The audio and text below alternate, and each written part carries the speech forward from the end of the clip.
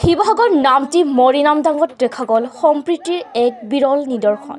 মোৰ মনত ভেদভাৱ নাই অ' আল্লাহ, মোৰ মনত ভিন পৰ নাই।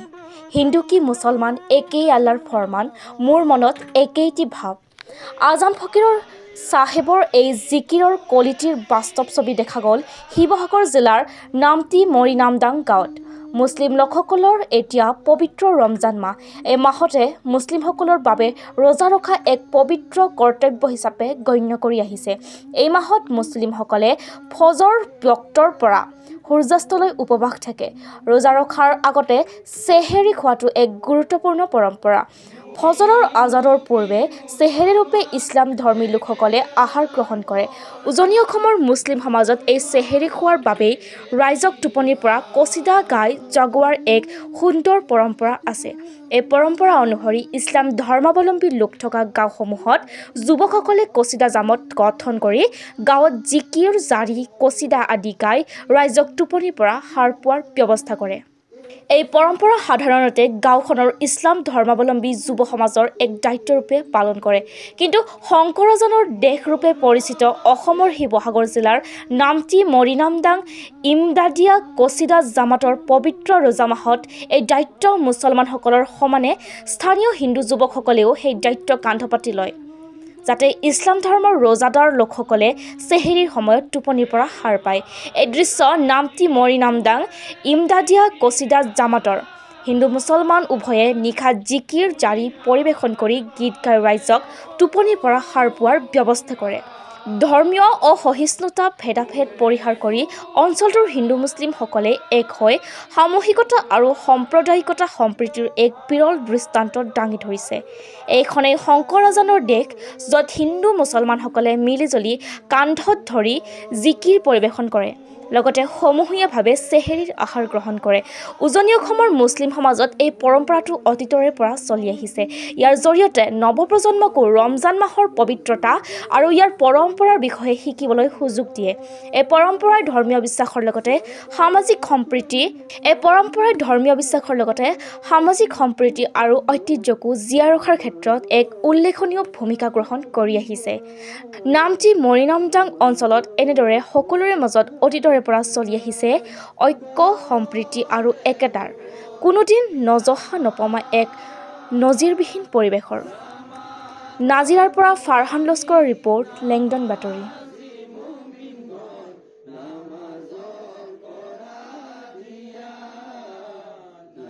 শংকৰ আজানৰ দেশ আৰু আমি শিৱসাগৰবাসী। শিৱসাগৰৰ যি খিলঞ্জীয়া মুছলমানসকল আছে, তেওঁলোকৰ এটা পৰম্পৰা অতীতৰ পৰা চলাই আহিছে যে আজান পীৰ চাহাবে ৰচি থৈ যোৱা জিকিৰ আৰু জাৰিসমূহ এই ৰমজান মাহত পৰিৱেশন কৰা হয়, গোৱা হয় কচিদা জামাত হৈ পেলাই। কচিদা জামাত হ'ল ৰমজান মাহত চেহেৰিৰ বাবে মুছলিম সম্প্ৰদায়ৰ লোকসকলক জগাই পেলাই তেখেতসকলক আহাৰৰ সময় হ'ল বুলি জনোৱা হয়, যিটোত আমাৰ হিন্দু ভাইসকলে আমাক অতীতৰ পৰা সহায় কৰি আহিছে। যিহেতু আমাৰ এই গাঁওখনত সম্প্ৰীতি এটা বান্ধোন অতীতৰ পৰা চলি আহিছে আৰু সেই পৰম্পৰা এতিয়াও জীয়াই আছে। আৰু তাৰ জ্বলন্ত উদাহৰণ হ'ল এই মোৰ কাষত আছে, এয়া মুন বুলি কওঁ আমি, প্ৰাঞ্জল গগৈ। তেখেতে মোৰ লগত জিকিৰ ৰচে, পেৰডি জিকিৰ তেখেতে মোৰ লগত ৰচে, তেখেতে সুৰ দিয়ে মোৰ লগত। আজি তেতিয়াৰ পৰা এতিয়ালৈকে আজি প্ৰায় 20 বছৰ ধৰি তেখেতে আমাৰ লগত এনেদৰে জিকিৰ গাই আছে আৰু আজিও আহিছে।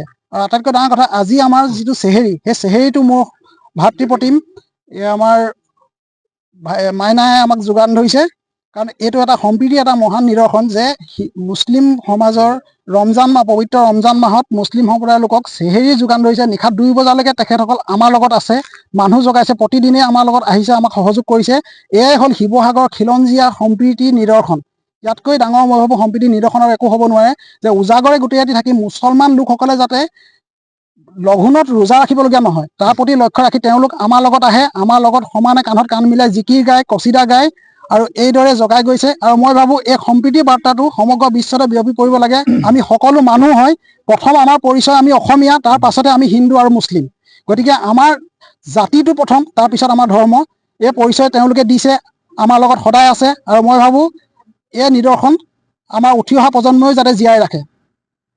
আজি 2 মাৰ্চৰ পৰা আমাৰ যি ইমদাদিয়া যুৱ সমাজে যি কচিদা পাৰ্টিয়ে আমাৰ মুছলিম সম্প্ৰদায়ৰ এটা পৰম্পৰাগত এটা হেৰি আছে, নিয়ম আছে যে আমি আমাৰ চেহেৰীৰ সময়ত আমি সকলো মুছলিম যিসকল ৰোজাদাৰ, সেই ৰোজাদাৰসকলক আমি জগোৱা এটা নিয়ম আছে।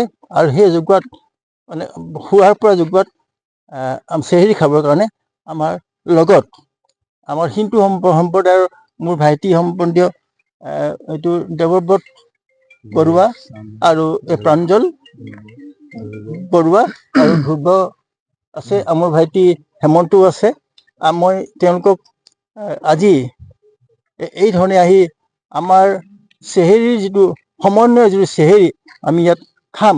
আৰু মই ইয়াৰ পৰাই মই এটা বাৰ্তা পঠাব বিচাৰিছোঁ যে আমাৰ যিটো সম্প্ৰীতি সমন্বয়ৰ যিটো এনাজৰী, এই এনাজৰী যাতে কোনো ধৰণে আমাক ছিঙিব নোৱাৰে, তাৰ কাৰণে আমি প্ৰচেষ্টা ৰাখিম।